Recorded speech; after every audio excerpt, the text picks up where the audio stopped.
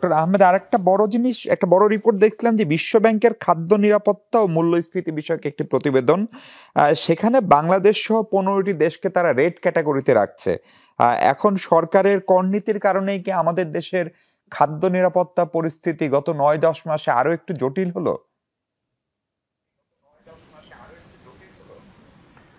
না, মোটেও না। আপনি দেখুন, ওটা তারা করেছেন অন্য কান্ট্রি মিলে বাংলাদেশটা। আপনি দেখেন এবার আমরা এই যে খাদ্য নিরাপত্তার ব্যাপারে, বিশেষ করে আপনার প্রকিউরমেন্টের ব্যাপারে, প্রাইভেট সেক্টর প্রোডাকশন আর প্রকিউরমেন্টের ব্যাপারে আমরা গম, ধান, গম, চাল, সয়াবিন, মসুর ডাল থেকে শুরু সব কিছু আমরা কিন্তু অনেকগুলো ইম্পোর্ট করেছি। তবে হ্যাঁ, প্রায় 180 লক্ষ দেশের জন্য কিন্তু একটা বড় চ্যালেঞ্জ। আমরা একটু সজাগ আছি।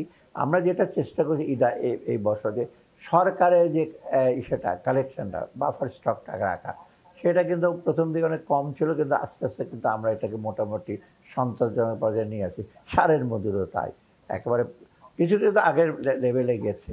কারণ আন্তর্জাতিক বাজারে কিছু কিছু সারের দাম বাড়ছে, চালের দাম একটু কম, সয়াবিনের দাম বেড়েছিল, একটু এখন কমেছে।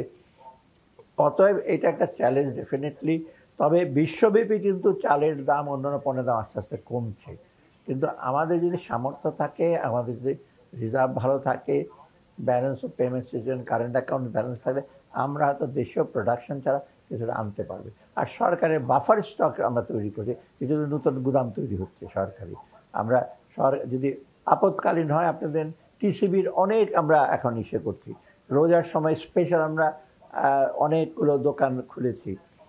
ইভেন ডিসেম্বর থেকে ভেজিটেবল যখন স্ক্যারসিটি ছিল, কৃষি মন্ত্রণালয়ের মাধ্যমে আমি অনেকগুলো দোকানে কৃষি পণ্য দেওয়া হয়েছে। আপনি দেখবেন তরি তরকারি থেকে শুরু করে, যেটা সাধারণত করে না। ওদিকে মৎস্য পশুপালন, তারা ডিম এবং অন্যান্য জিনিসও তারা ডিস্ট্রিবিউট করেছে। অর্থাৎ এইগুলো আমরা, তবে এইগুলো হলো কি একেবারে ইমার্জেন্সি বেজে, তবে আমরা লং টার্মে যেন এইরকম পরিস্থিতি না হয় সেটা কিন্তু আমাদের কন্ট্রোলের বাইরে। বিরাট একটা বন্যা হয়ে গেল, আপনি দেখেন না কয়টা ডিস্ট্রিক্টে, এই যেখানে পোলট্রি টোলট্রি অনেক ধ্বংস হয়ে গেল, সেই সময়টা তো আমরা বড় চ্যালেঞ্জের মুখে পড়েছি। অত আশা করি আমার প্রাকৃতিক দুর্যোগের ফলে আমরা যেটা ফেস করে যেটা কাটিয়ে উঠেছে, মোটামুটি আপনি সিলেট জায়গায় ভালো ফসল হয়েছে, অন্যগুলো উত্তরবঙ্গে আমরা আশা করছি যদি কোনো রকম ন্যাচারাল ডিজাস্টার না হয়, আমরা হয়তো খাদ্য নিরাপত্তাটাকে আমরা আরেকটু সুসংহত করতে পারব।